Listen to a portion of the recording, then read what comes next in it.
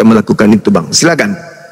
Oke, jadi dari penjelasannya tadi saya bisa menarik kesimpulan bahwa ajaran-ajaran Kristen yang dimasukkan ke dalam Al-Quran itu untuk kemudian hari menjadi pertentangan, ya seperti sekarang ini yang kita lihat. Tidak ada ajaran orang kafir masuk ke Al-Quran, tidak ada.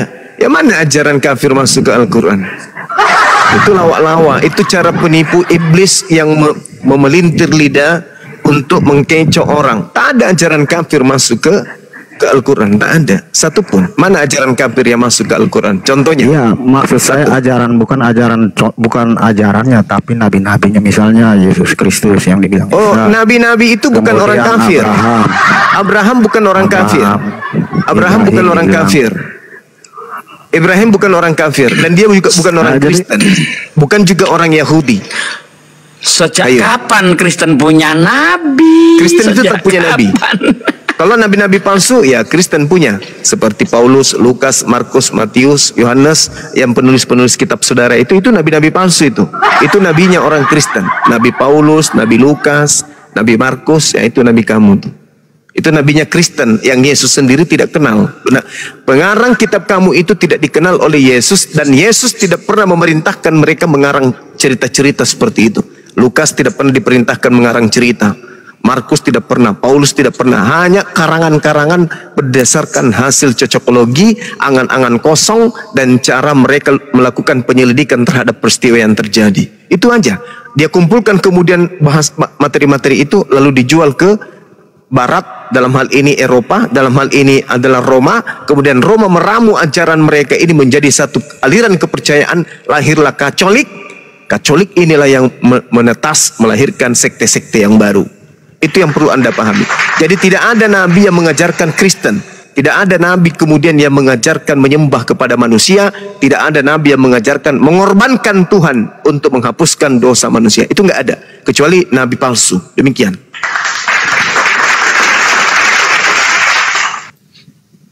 Ganjil ya kalau mendengar Nabi Lukas. Kayaknya ada yang aneh ya. Karena identitas kenabian mereka dihilangkan. Kenapa? Karena Yesus mengatakan waspadalah kepada nabi-nabi palsu. Nabi-nabi palsu yang dimaksud itu sendiri, yang pengarang kitab itu sendiri. Karena kenapa bisa demikian? Karena mereka membuat makar. Allah menyatakan dalam Al-Quran, wa makaru wa makarallahu. Allah membalas makar mereka. Akibat dari makar yang mereka buat, mereka telan sendiri makar itu. Itulah yang terjadi. Mereka sendiri yang menyesatkan, mereka sendiri yang mengaku menyesatkan, mereka sendiri yang tersesat dengan kesesatan yang mereka buat. Beruntunglah umat Islam ini yang belajar, yang berakal, sehingga bisa memperoleh poin-poin kebenaran yang muncul di dalam Bible, di mana Bible itu sendiri adalah musuh terberatnya orang Kristen. Tapi ini loh Banyumasnya nggak pernah mendengar kalau nabi-nabi mereka itu disunat. Nabi Lukas misalnya disunat nggak ya? Ya, tidak ada cerita Lukas disunat. Bahkan saya curiga, mohon maaf ini, kalau saya keluar dari opsi kedua. Opsi pertama saya membela Yesus. Opsi kedua saya tidak membela Yesus. Saya mengatakan bahwa yang disembah orang Kristen itu adalah Lucifer, iblis. Dan saya mengatakan bahwasanya orang yang di atas tiang salib itu, yang digantung itu juga tidak sunat. Kenapa? Tidak pernah terlontar dari mulutnya bahwa aku sudah sunat. Yang mengatakan dia sudah sunat hanya Lukas. Lukas 2 nomor 21 22. Ya, Lukas 2 nomor 22 dan 23. Oke. Nah, di situ diterangkan bahwasanya Yesus disunat pada hari ke-8. Dari mana Lukas tahu? Pada saat Yesus masih bayi, Lukas umurnya berapa tahun? Berapa hari Lukas? Mana tua Lukas dengan Yesus? Pada saat Yesus disunat, apakah Lukas ada di sana sebagai orang yang melihat? Nggak ada. Nggak ada. Lalu dari mana informasinya? Yesus sudah sunat oleh Lukas. Penyelidikan. Penyelidikan dari mana informasinya? Cari saksi. Saksinya siapa? Tidak tahu. Kalau catatan-catatan kayak begini dalam ilmu hadits dikatakan maudhu, palsu. Karena tidak ada polanya dari sumber. Tidak ada polanya dari sumber utama, dari sumber primer, yaitu Yesus. Yesus bercerita kepada Bang Handi, Bang Handi bercerita kepada Ahisugi. Ahisugi bercerita kepada Bunda Blokir. Blokir bercerita kepada Ukhti Nora. Nora bercerita kepada Bang Suma. Bang Suma menulis surat. Itu baru disebut sahih. Dan Bang Handi bertemu dengan Yesus. Yesus berkata ke Bang Handi, Bang Handi, Yesus, saya disunat pada hari ke-8. Oh siap, terima kasih informasinya. Bang Handi ceritakan ke Ahisugi. Ahisugi, Yesus itu sudah bersunat hari ke-8. Tahu dari mana? Tahu dari Yesus sendiri. Kamu ketemu? Ya. Bang Handi orang dipercaya, tidak pernah bohong. Ahisugi percaya itu kemudian. Ahisugi cerita kemudian kepada Ukhti Blokir. Ukhti Blokir ditanya, Ukhti Blokir, ya Yesus sunat pada hari ke-8. Informasi dari mana bang? Dari Bang Handi. Bang Handi ketemu langsung dengan Yesus. Ya. Bang Handi orang dipercaya. Ahisugi adalah orang yang terpercaya. Tidak pernah kemudian kita dapati kebohongan. Bunda Blokir sampaikan Ukhti Nora. Ukhti Nora, menurut informasi yang saya dengarkan dari Ahisugi, Ahisugi mendengarkan dari Bang Handi. Bang Handi bicara langsung dengan Yesus. Ternyata Yesus itu sunat hari ke-8. Kemudian Ukhti Nora ceritakan ke saya, Bang Suma, ya menurut Bunda Blokir, dia menerima informasi dari Ahisugi. Ahisugi menerimanya dari Bang Handi. Bang Handi bertemu dengan Yesus. Yesus berkata bahwa dia disunat pada hari ke-8. Bang Suma kemudian menuliskan dalam sebuah buku, maka cerita itu sahih. Itu namanya sanad, mata rantai penyampaian. Dan orang-orang yang menyampaikan ini adalah orang yang terpercaya. Tidak pernah cacat, tidak pernah bohong, tidak pernah ditemukan ada dusta pada dirinya. Maka apa yang disampaikan itu akurat, harus bisa dipercaya. Nah sedangkan Lukas menerima dari mana? Sebutkan satu nama. Ketika dia mengatakan Yesus bersunat pada hari ke-8, Lukas terima dari informasi dari mana? Dari Theophilus kali. Nggak ada. Justru Theophilus ini mendapat hadiah buku dari Lukas. Sebutkan satu nama. Dari mana Lukas menerima informasi Yesus nonotnya dipotong pada hari ke-8? Jawab. Duga bang. Itu dibantah sama Matius itu. Karena menurut Matius ketika Yesus umur 8 hari itu dalam perjalanan ke Mesir. Enggak mungkin jarak sunat. Yerusalem, ya jarak dari Bethlehem ke Mesir itu 800 kilo. Ya bagaimana orang yang perjalanan ke Mesir balik lagi disunat di Yerusalem? Itu nggak matching. Bagaimana kalau dia sama mengalami Isra Mi'raj? Ibunya Berarti jadi buruk.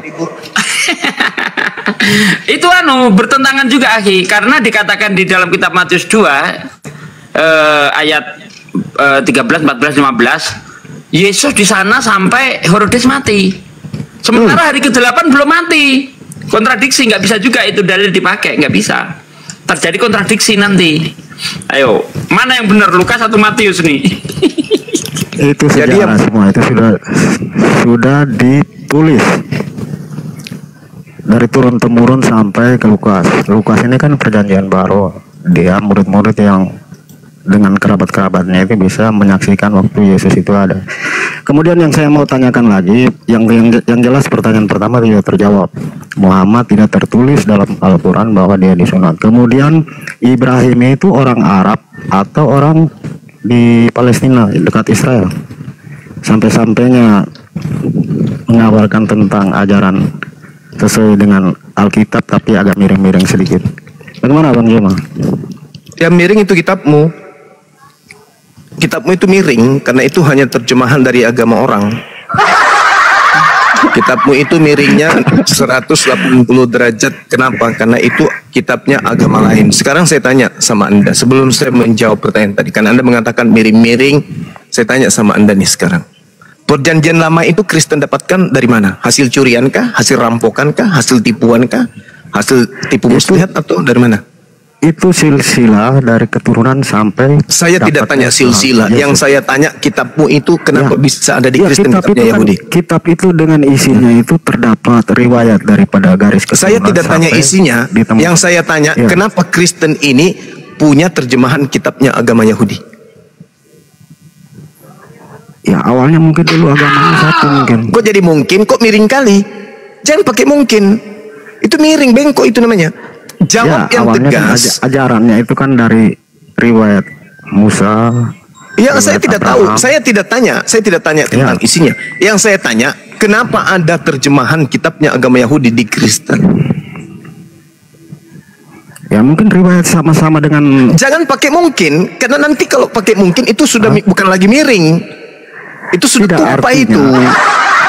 Artinya yang termuat di dalam Alkitab itu sebagian besar juga ada di Tanakh atau kitab sucinya orang Saudara, Yahudi. saudara, kenapa ada kitabnya Yahudi dalam bentuk terjemahan di dalam agamamu?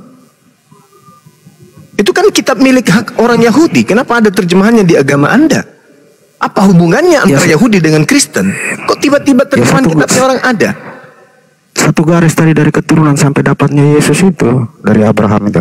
Apa nyambung? Di mana nyambungnya? Yesus itu orang Yahudi. Kristen bukan Yahudi. Iya. Kristen itu Romawi. Apa nyambungnya coba? Di mana nyambungnya? Bukan Romawi itu setelah menjajah di Israel dulu lah, dulu waktu peperangan di sana mereka membawa kabar baik dari Yesus itu bawa ke Roma sana. Itu tahun berapa?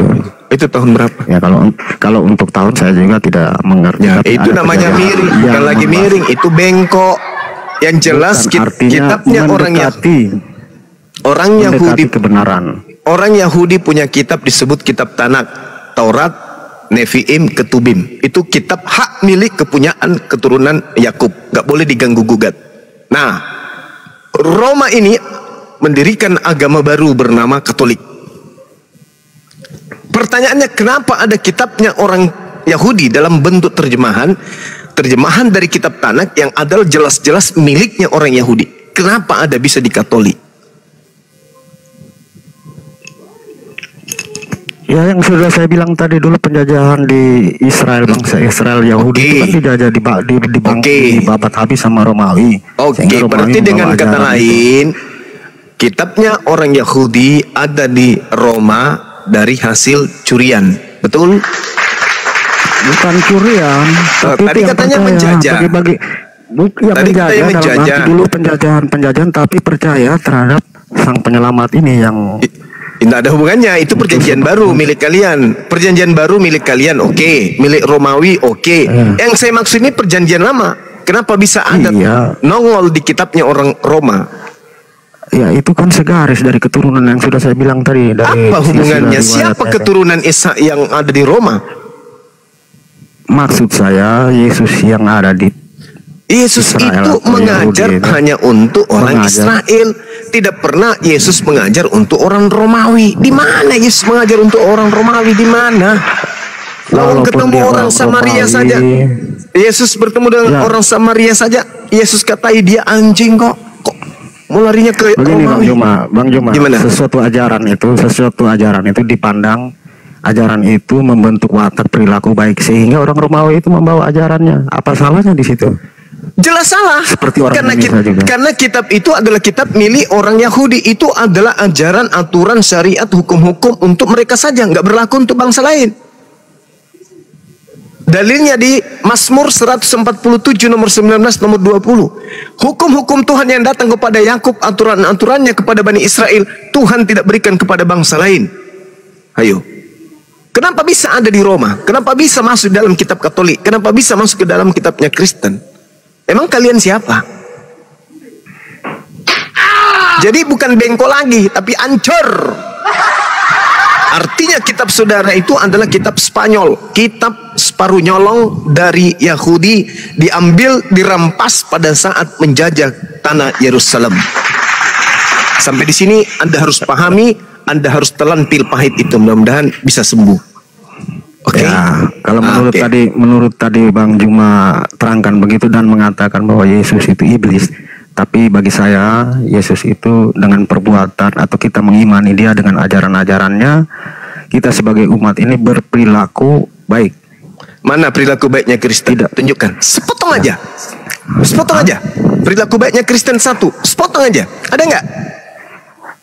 Pertama, menjalankan ibadah kepada Yesus. Kemudian tidak berbuat yang merugikan banyak orang. Jadi menjajah itu tidak merugikan orang. Tidak, menjajah dari mana? Kan saya sudah jelaskan bahwa menjajah dari Romawi, mana? Dari Belanda, dari Belanda Romawi itu kan membawa agama. Tadi awalnya Indonesia ini juga orang-orang yang percaya terhadap batu kayu. Setelah Islam masuk baru beragama. Oke, berarti kalau Anda bilang harus berterima penjajah. kasih kepada penjajah kan? Ya, namanya agama yang dibawa untuk ke sini untuk baik, ya kita ikutin. Berarti Anda berterima Begitu. kasih kepada penjajah, betul? Ya, kalau untuk ajaran agama, tapi kalau Nah, untuk yang lain tidak. artinya agamamu tidak akan sampai ke Indonesia tanpa melalui penjajahan. Makanya kalian berterima kasih kepada penjajah. Udah. Jadi orang-orang Kristen, kalau saya mengatakan bahwa Belanda penjajah itu mewariskan agama kepada kalian, jangan sakit hati.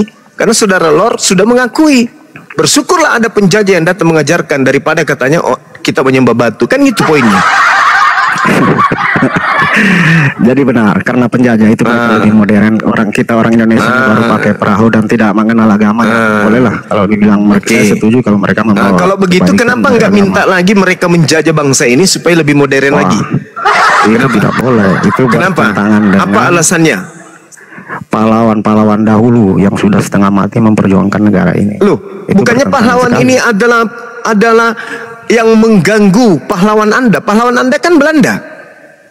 Bukannya Tidak ada. loh tadi Anda Pahlawan akui dari pahlawan mereka dari yang sisi berjasa membawa agama berarti mereka adalah pahlawan. Betul? ya untuk agama kan berbuat tidak menentang Ya terhadap udah. hal-hal yang tidak baik. Ya udah. Berarti kalau Ya, begitu agama Anda itu adalah agama kasih yang dibawa bersama dengan pembunuh berdarah dingin. Betul? Ya, tidak tahu lah kalau Loh, agama politik Anda daripada- katanya agama kasih, politik tapi dari- dibawa Iya, sama betul. oleh penjajah berdarah dingin. Ya, karena penjajah itu kan otaknya berpolitik juga. Nah, ingin berarti menguasai, agama ingin Anda ini bisa disatukan bermaksud dengan apa? kejahatan. Agama Tidak. Anda bisa disatukan dengan kejahatan. Anda sudah mengakui tadi. Kalau untuk- Penjajah itu adalah pahlawan Ya. bagi Anda.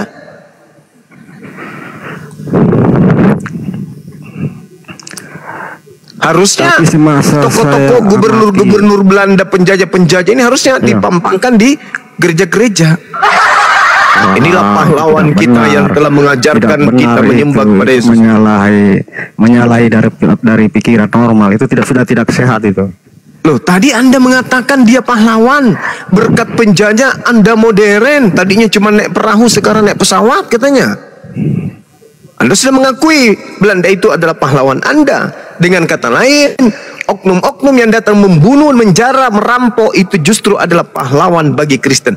Begitu juga setan sebenarnya. Setan yang merasuki Yudas, setan yang merasuki ahli Taurat, setan yang merasuki mahkamah agama, setan yang merasuki orang Farisi, sehingga Yesus itu dibunuh. Akibat daripada setan merasuki mereka, Yesus dibunuh. Akibat daripada Yesus bunuh, kalian punya Tuhan. Maka setan itu juga adalah pahlawan bagi Kristen.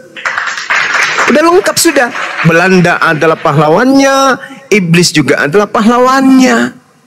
Hebat kali agama Kristen itu. Makanya kalian disebut kaum kufur, kaum kafir, karena teman kalian adalah iblis, setan, penjajah. Aduh, salah ngomong saya. Tapi iblis berwatak baik dibandingkan Ya, itu. punya ajaran. Sabar Iya sih. dulu Bang Joman. Dibandingkan ajaran Abang itu katanya yang pernah viral ya, yang setahu saya di Puncak Bogor ya tidak salah. Masa Ustadz dari Arab sana dengan ajaran agamanya, si Ustadz Indonesia mempersilahkan istrinya diembat sama Oh, si itu Ustadz dari bukan Islam, Arab. itu Syiah. Ya, itu Syiah ya, itu setan, iblis semua itu. Nah, iya betul, Hanya untuk sepakat aturan kita. yang masih ketat. Sepakat kita, karena itu bukan Islam, itu Syiah. Tapi agama Belanda yang bawa masuk agama Kristen ke Indonesia belum ada orang yang berbuat seperti Oh, begitu. jangan dibilang. Orang Belanda datang ke Indonesia itu tidak bawa istri. Yang bawa istri itu cuman yang tinggi jabatannya, kayak jenderal, kayak mayor yang bawa istri. Prajuritnya yang jutaan ribuan itu ngapain dia? Sodomi? Hah?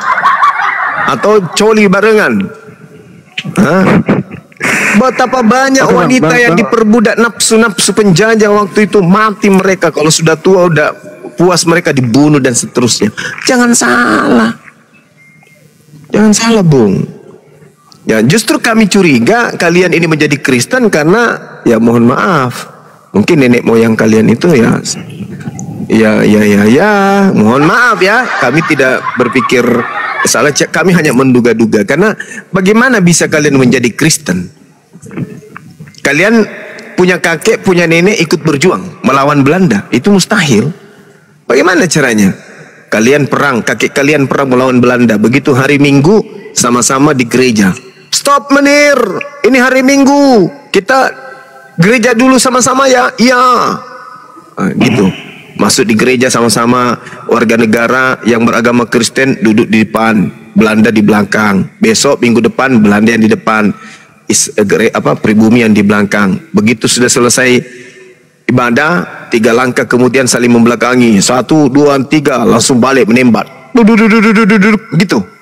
Jadi dianggaplah kakek kalian itu pejuang.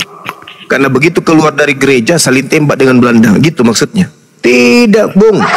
Kalau kalian itu bukan Kristen baru tapi Kristen dari dulu, maka ketika Belanda datang, kakek kalian itu mungkin jaga sawah, jaga rumahnya, jaga gereja, atau tukang cuci sapinya, tukang cuci mobilnya, atau pemuas nafsunya, atau apalah, mata-mata, pengkhianat. Itu kalau berjuang tidak mungkin. Bagaimana caranya kakek Anda berjuang sementara seagama dengan penjajah? Gimana cerita itu? Di sana berteriak haleluya, di sini berteriak haleluya. Sama-sama haleluya baku hantam. Tidak mungkin, tidak mungkin. Karena ketika penjajah datang, namanya penjajah ada saja budak. Namanya penjajah ada saja menir, ada saja budak pemuas nafsu, ada budak untuk pekerja dan seterusnya. Ada yang jadi pembantu di rumahnya. Nah, kakek dan nenek kalian itu bagian apa kira-kira? Kalau berbicara agama dengan politik itu sudah tidak sehat lagi. Jadi tidak usahlah sangkut pautkan dengan politik agama. Ya. Bang, habis ibadah tadi saling membelakangi, tembak-tembakan. Apa bunyinya gini, Bang? Gitu, iya. Dan kakek mereka ini tidak mati, hidup terus, kebal. Makanya mereka punya keturunan. Atau jangan-jangan kakek nenek mereka itu tinggal di rumahnya penjajah sebagai tukang lap-lap panci, tukang masak, menyajikan kopi menir. Ya menir, tukang cuci baju. Begitu kemudian pribumi berhasil mengusir majikan, mereka yang paling lantang teriak, mereka, tanpa malu-malu. Besok hari pertama kemerdekaan datanglah ke gereja, bersihkan gereja, dilap-lap ini tempatnya banjikanku kemarin, di sini sekarang tidak ada. Alhamdulillah, puji Tuhan katanya. Umat Islam yang sedang berjuang, jutaan yang mati menjadi janda, kemudian jutaan juga menjadi anak yatim piatu karena meninggal suami dan meninggal anak. Itu tidak dendam, ratakan gereja Belanda, tidak. Jangan. Kenapa umat Islam tidak meratakan? Karena melihat ada pribumi yang masih beribadah di situ. Itu ada saudara-saudara kita, meskipun kemarin dia itu adalah mata-mata, tapi sudahlah, Islam itu agama rahmatan lil alamin. Kemarin memang dia mata-mata, tapi sekarang kan sudah majikannya udah pulang. Amankan beliau, biarkan mereka ibadah di rumah majikan mereka. Itu yang terjadi. Makanya mungkin keturunan inilah yang kita sedang hadapi berat. Ya seperti CP, Kiamat, siapa lagi? Nina, siapa nama itu yang perempuan yang berjilbab itu yang kayak setan mukanya? Nina Wijaya, Sopiatul, apalagi Agatha. Nah ini mantan ininya semua, mantan lontenya penjajah dia punya nenek. Oke, Bang Juma udah. Oke, begitu saja. Iya. Kesempatan yang diberikan. Oke, makasih. Selamat malam. Iya. Malam. Maaf kalau saya menyakiti hatimu, karena itu fakta, Bang. Iya, silakan. Sudah, itu saya telinga kiri keluar kanan lah. Iya, baguslah kalau begitu. Nggak boleh keluar kiri, masuk kanan keluar kiri, bro. Bagusnya itu masuk kiri dipandang di kanan. Ya ada bekasnya dikit. Tapi lumayan loh Bang Andi, masuk kiri keluar kanan. Artinya kan masuk. Ya. Daripada nggak masuk sama sekali, ya toh? Nanti kalau sampai di rumah, saudara Lor, tanyalah kepada kakek yang paling tua di kampung. Kakek, kenapa kita menjadi sama agamanya dengan penjajah? Gimana sejarahnya? Nanti kakek ceritakan itu pasti. Oh, dulu kakekmu ini yang paling depan melawan penjajah, nak. Oh, pokoknya. Tapi saya dulunya bukan agama penjajah, nak. Saya dulu Islam. Terus kenapa jadi Kristen? Saya melihat penjajah itu sangat baik, sopan. Mereka itu punya akhlak. Wah, Dia menjajah itu permisi kalau dia mau menembak. Teman-teman permisi ya, der. Nah itu. Dan saya melihat begitu mereka hari Sabtu, tekun mereka beribadah nak. Makanya saya jatuh cinta dengan agamanya. Karena mereka kalau pergi berperang itu selalu panggil nama Tuhan. Selalu cium salibnya yang digantung di leher. Habis itu masuk ke kota-kota, desa-desa, habisin penduduk bumi. Tapi mereka hari Sabtu tetap, hari Minggu tetap aja ibadah. Meskipun mereka nakal, beringas, ya, haus darah. Tapi yang saya salut hari Minggu itu rajin ibadah nak. Makanya kakek jatuh cinta. Nah itulah kita mengikuti agama penjajah. Jadi penjajah itu adalah pahlawan kita juga nak. Kalau tidak ada mereka, kita tidak mengenal Tuhan kita Yesus. Nah gitu. Mungkin pahlawan tapi begitu dia lihat penjajah ini ibadah Minggu, rajin kali nyanyi-nyanyi nih. Ikut juga agamanya. Capek sudah sujud ini 5 kali sehari. Tidak ada dapat apa-apa. Kalau kita ikut sama mereka cuma nyanyi-nyanyi, dikasih beras 1 karung, dikasih tempat tinggal, anak-anak kita di sekolah kan di sekolah-sekolah Belanda. Mending kakek ikut daripada masuk bergerilya di hutan, banyak nyamuk, nggak ada tempat tidur di hutan, makan pun susah. Mending ke Belanda. Di Belanda enak, tidur enak, yang penting rajin lap sepatunya penjajah Belanda, penjilat gitu. Jadi itu alasannya kakek dulu ikut sama penjajah. Jadi penjajah itu juga pahlawan bagi kita. Nah, meskipun orang Islam tidak suka, tapi bagi kita penjajah Belanda itu ante pahlawan yang benar-benar berjasa bagi agama kita. Begitu. Ante company. Iya ya. Cari si Pitung. Cari si Pitung. Dia yang nyari.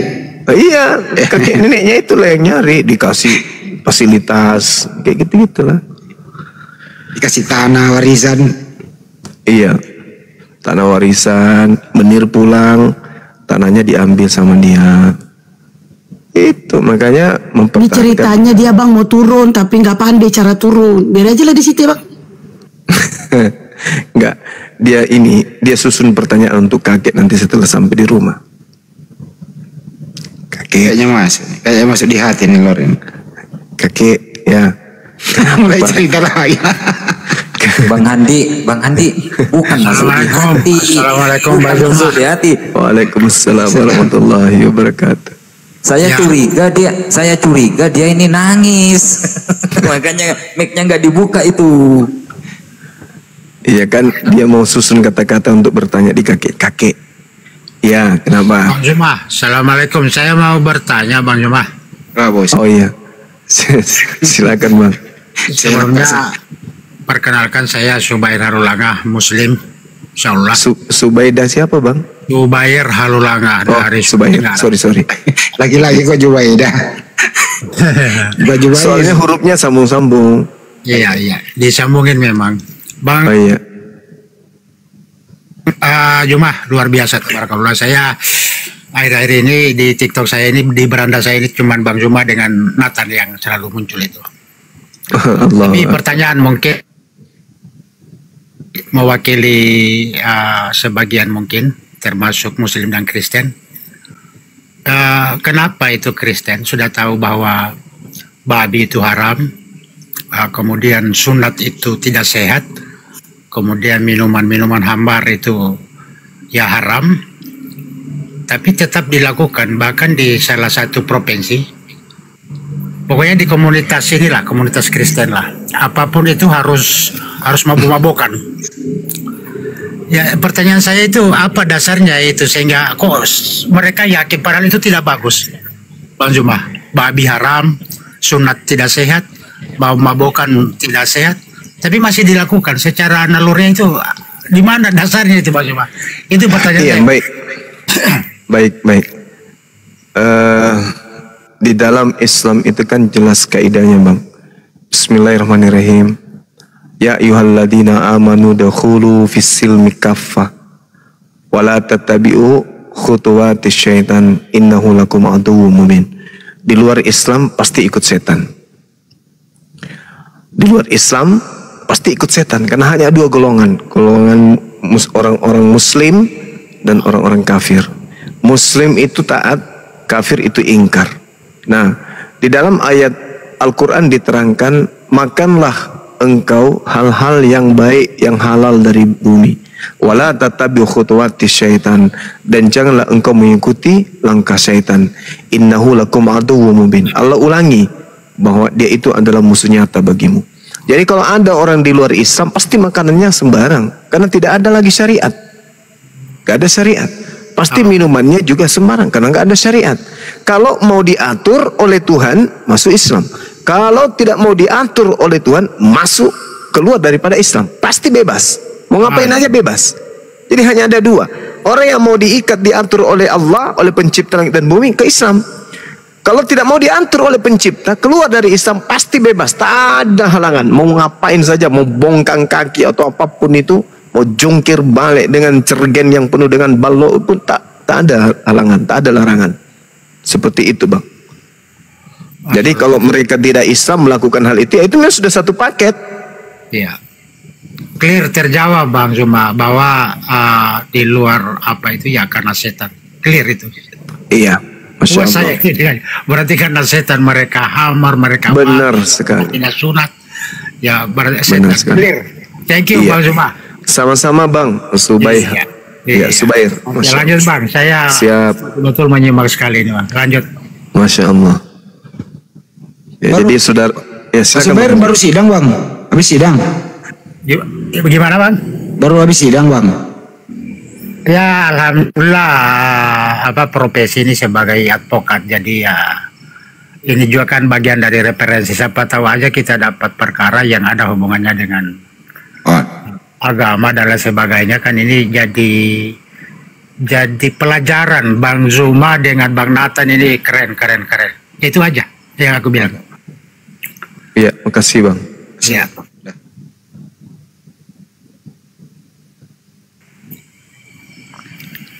Selanjutnya.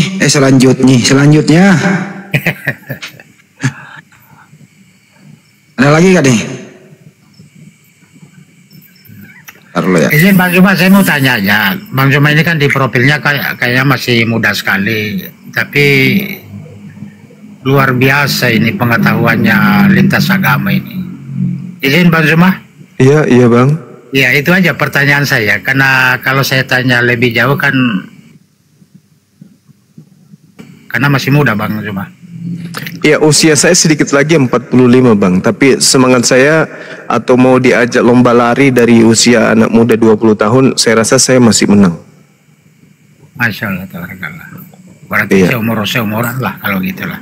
Iya, sip. 2-3 tahun lah. Iya. Saya semangat. Luar biasa. Makasih Bang, makasih. Karena dalam pikiran saya itu Bang, nanti dikatakan tua itu kalau sudah 76 tahun. Kalau masih di bawah 70 tahun itu masih usia produktif. Iya.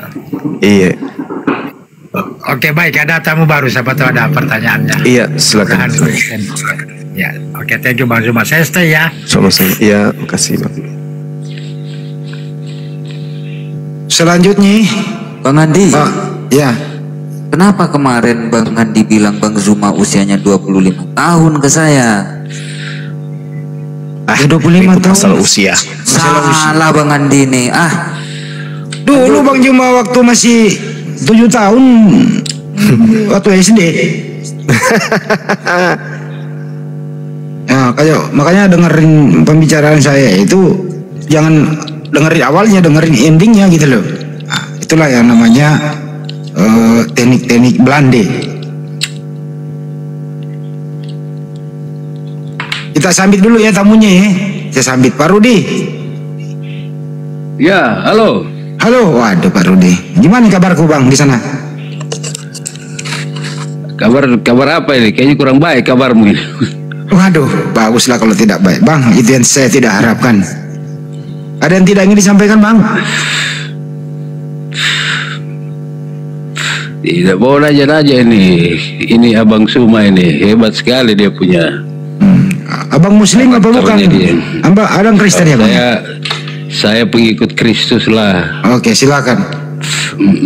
Artinya ada kebanggaan toh sebagai orang Kristen, pengikut Kristus.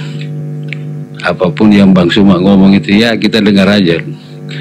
Coba saya mau tanya ini Bang Suma. Halo Bang Suma. Iya, silakan Bang, silakan. Iyo, parakat deh ini bos. Oke, lanjut. Tidak, saya mau tanya. Ini bicara-bicara sunat dari tadi saya dengar kau ngomong ini. Waduh, hebat. Iya. Menurut kamu ini, Yesus itu disunat atau tidak? Kalau berdasarkan kamu, pengakuannya tidak ada. Pengakuannya kalau dia itu sunat, tak ada sedikit pun keluar dari lisannya. Tapi kalau berdasarkan dia itu keturunan Nabi Ishak, otomatis dia sunat. Meskipun tidak ada dari mulutnya mengakui kalau dia sunat. Gitu Bang.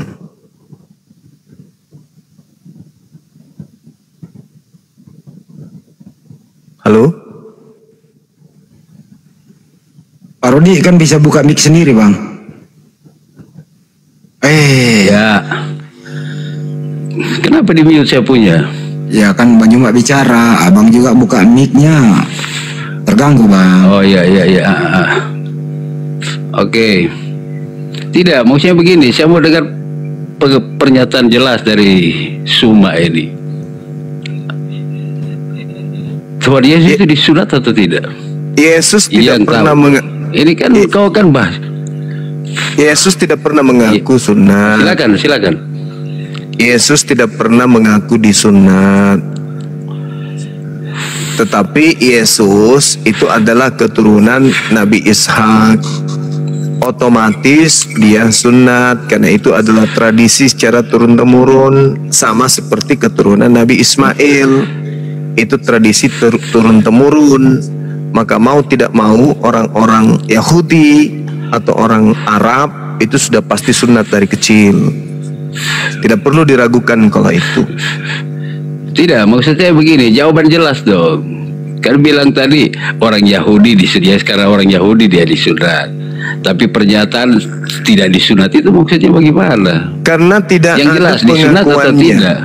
Karena tidak ada pengakuannya dia disunat atau tidak, dan saya tidak pernah lihat nonotnya juga. Mana saya tahu. Sekarang saya tanya, kalau Bang Suma disunat atau tidak? Tidak, ini kita bicara logika kan. Alhamdulillah. Iya, saya kan bisa bilang juga Bang Suma tidak disunat karena saya tidak pernah lihat dipotong lolo. Kan begitu. Makanya tadi kenapa Anda kan sama maksa saja saya? Toh? Nah, terus apa hubungannya? Pertanyaan Anda dengan Anda. Anda sendiri sunat atau tidak? Kena balik. Apa hubungannya? Kalau saya pasti sunat, saya muslim. Anda sendiri sunat atau tidak? Yuk jawab bro. Lupa caranya buka mic. Sunat enggak? Jawab dulu Manrasa. Sesa Mbok. Sesa mau kan nih pertanyaan kah? Alas sih mau sinampe. Ayo. Anda sunat atau tidak? Mati meja.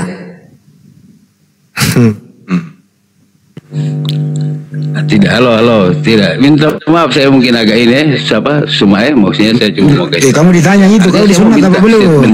Jawab dulu. Yesus itu disunat. Yesus tidak disunat. Masih mau datang besok. Yesus tidak disunat. Anda maksa saya kan untuk memilih salah satunya. Yesus itu tidak disunat. Iya. Sekarang kan begini, kau sekarang kan sering lupa banyak sekali statement di beberapa komal. Kau mengatakan kami orang Kristen pengikut Kristus, pengikut Yesus. Siapa bilang Kristen itu pengikut Yesus? Siapa Yesus bilang? Jadi sunat. Siapa bilang Kristen itu pengikut Yesus? Kristen itu anti Yesus. Jangan ke situ. Sabar dulu, sabar. Kristen itu anti Yesus. Jangan dulu. Kalian itu pengikut Roma. Bukan pengikut Yahudi. Kalian itu pengikut Romawi. Gitu saudara. Jadi jangan ngadi-ngadi. Nggak ada sekarang orang mau ditipu. Intinya saya akan gaungkan Saya akan gaungkan kemanapun, Kristen itu agama yang anti terhadap Yesus. Camkan itu baik-baik. Gak ada itu Kristen pengikut Yesus, gak ada. Kristen itu anti Yesus, anti ajaran Yesus, anti perkataan Yesus. Nah, tuh anti terhadap Tuhannya Yesus. Nah, itulah Kristen. Gak ada cerita Yesus pengikut Yesus, gak ada. Mau taruhan kita, rela saya, kepala saya dipenggal kalau Anda bisa buktikan Anda pengikut Yesus. Saya kasih kepala saya gratis. Kalau Anda bisa membuktikan bahwa Kristen itu pengikut Yesus, ini kepala ambil, gantung di gerbang gereja. Jadi nggak usah sok-sokan, oh, kami pengikut Yesus. Apa-apaan pengikut Yesus? Ini kepala kau bawa ke gerbang gereja sana. Kalau Anda bisa membuktikan bahwa Kristen itu pengikut Yesus, ambil kepala saya. Kalau Anda benar-benar pengikut, kepala saya gratis. Tapi buktikan. Dan saya akan selalu menggaungkan itu. Kalian bukan pengikut, kalian adalah fikar Kristus, atau anti Kristus, atau anti Yesus, atau anti Nabi, atau anti Mesias. Saya akan buktikan, baik menurut Al-Quran maupun menurut Bible. Hadapkan saya dengan orang Kristen yang hebat Bible, dan saya buktikan bahwa kalian bukanlah pengikut Yesus. Kalian pikar Kristus, anti terhadap Kristus, anti terhadap Mesias. Masih mau kau datang besok? Nangis sana, kau mau nangis. Dibantah dong bro, kalau kamu pengikut Yesus, buktikan apa yang kau lakukan yang pernah dilakukan oleh Yesus. Begitu ya, maju nggak membuktikannya ya? Terserah mereka mau buktikan seperti apa, pokoknya bebas. Ayo, Deng Rudi, apa yang juga? Ayo. Tidak, artinya tidak usahlah kita bilang. Saya tidak bilang saya Kristen ya. Saya cuma kasih tahu bahwa saya pengikut Kristus. Tidak mungkin, tidak mungkin jangan Anda bicara pengikut. tentang agama. Tidak mungkin Anda pengikut Yesus, mustahil. Mungkin, mustahil itu. Ya saya pengikut Kristus loh. Saya percaya Kristus itu penyelamat saya. Jangan Anda bilang saya orang Kristen. Saya tidak bilang saya orang Kristen. Kategori ya, daripada kalau misalkan kau mau klaim-klaim, itu klaim Anda aja. Itu klaim aja Anda. Itu pengakuan Anda sendiri. Ya, Anda usahlah pakai kata Kristen. Pengikut Kristus saja kan. Mana ada pengikut Kristus di luar Yahudi? Itu serigala nyamar domba itu namanya. Tidak, maksudnya bagaimana? Saya punya ini mic terganggu. Saya punya speaker ini terganggu. Kenapa tadi Bang Suma? Kenapa? Saya katakan mustahil Anda itu pengikut Yesus, mustahil. Sekarang kan begini, sabar. Tadi kan saya bilang Kristen, saya bilang pengikut, kau mengklaim, lah. Karena memang bukan itu kebohongan. Tidak usah saya bilang saya orang Kristen, saya pengikut Kristus saja. Itu kebohongan kalau Anda pengikut Yesus ya, itu kebohongan. Sekarang intinya itu bohong.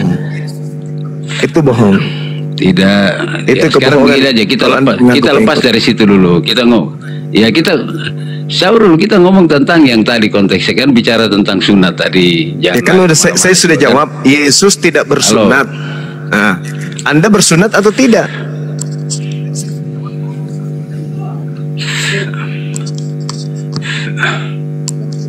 Saya sudah mengatakan Yesus tidak bersunat karena tidak ada dalilnya, tidak ada pengakuan dari mulutnya kalau dia itu bersunat. Maka saya katakan Yesus tidak bersunat. Anda kan maksa tadi kan?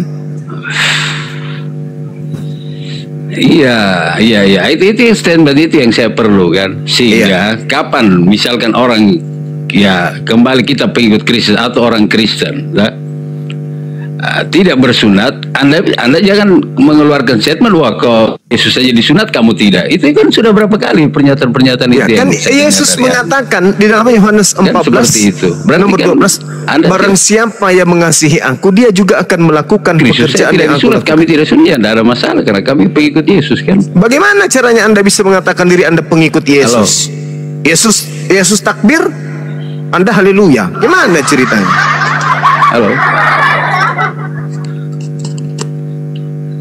Tidak, aduh sorry ini saya punya speaker apa ini agak terganggu, jadi saya terputus-putus terima ini. Jaringan Anda kurang baik. Bagaimana Bang?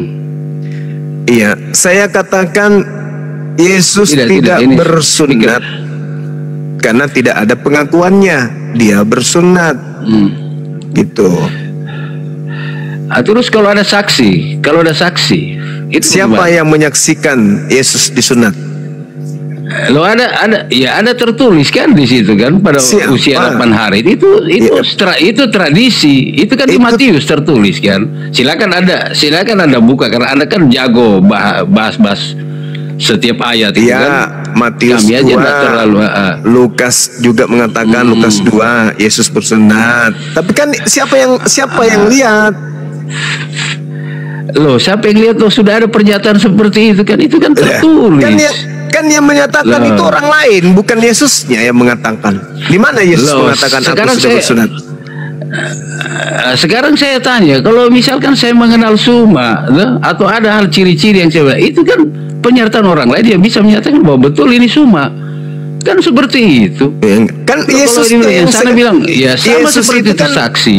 Yesus itu sumber kan. Segala sesuatu yang menjadi acuan harusnya Yesus kan. Yesus kan acuannya. Di mana Yesus mengaku sunat? Sekarang umur 8 hari apakah dia harus berbicara dia sunat? Lah, paling tidak ketika dia dewasa. Sudah ada paling tidak ketika dia dewasa dia mengatakan aku sudah sunat.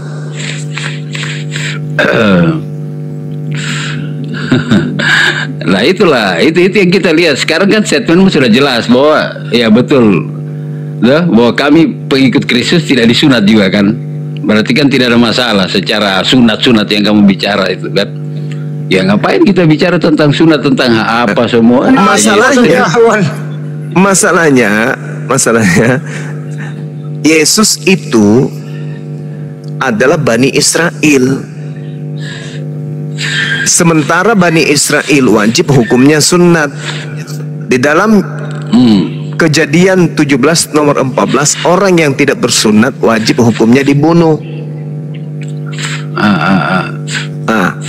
Yesus sendiri pasti sunat, otomatis dia sunat karena dia keturunan daripada Abraham, dari silsilah Ishak.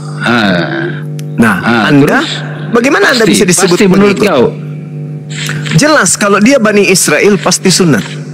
Berarti pasti sunat kan? Itu yang saya mau dengar itu dari kau, pasti kan tadi sunat. Saya mengatakan kalau dia ditinjau dari tadi kau bilang nggak disunat. Kalau ditinjau dari kalau dia saya sudah mendengarkan, saya sudah mengatakan Anda tidak mendengarkan. Kalau ditinjau dari aspek keturunannya, dia anak Ishak, keturunan Ishak, maka wajib hukumnya dia disunat.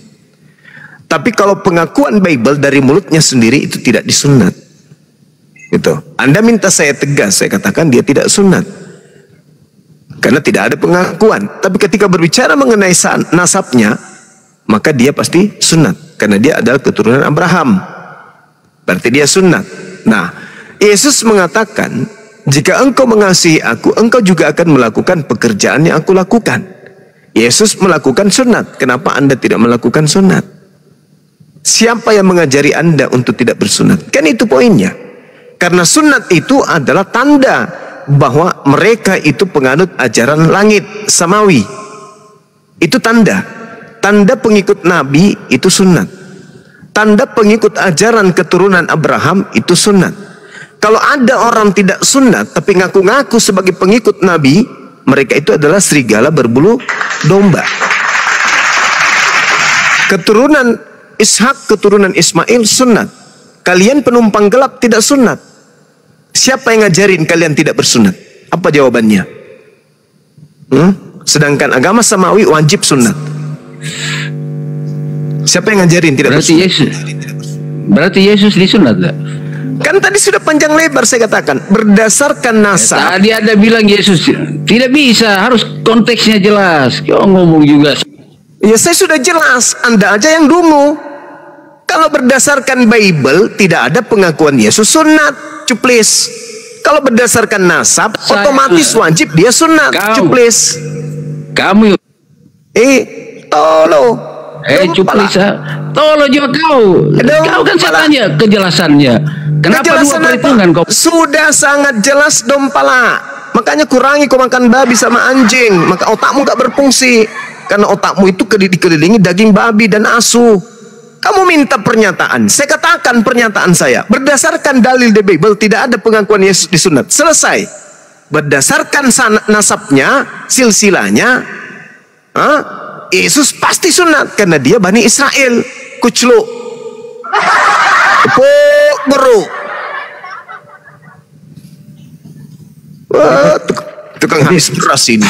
Tapi persoalannya Banyuma, namanya anaknya Bunda Maria itu bukan Yesus loh. Ya itu dia.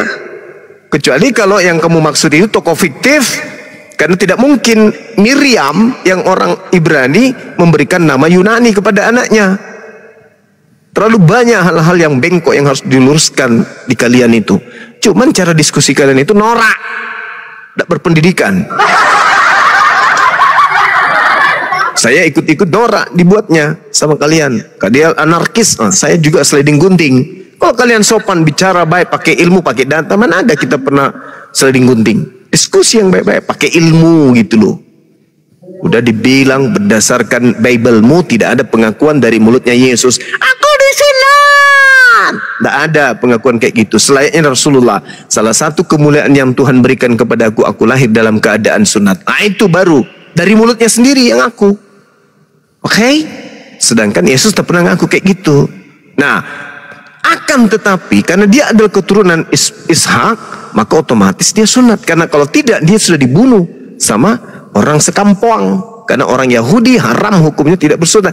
Tidak boleh masuk ke bait suci kalau tidak bersunat. Haram hukumnya. Makanya di dalam Yehezkiel 44 nomor 6, nomor 7, nomor 8, salah satu satu-satunya perbuatan yang sangat dibenci oleh Allah kepada Israel adalah ketika memasukkan kemudian orang-orang tidak bersunat masuk ke dalam bait suci. Tuhan paling marah. Kesalahanmu yang lalu-lalu aku ampuni. Kesalahanmu, dosa-dosamu yang lain aku ampuni.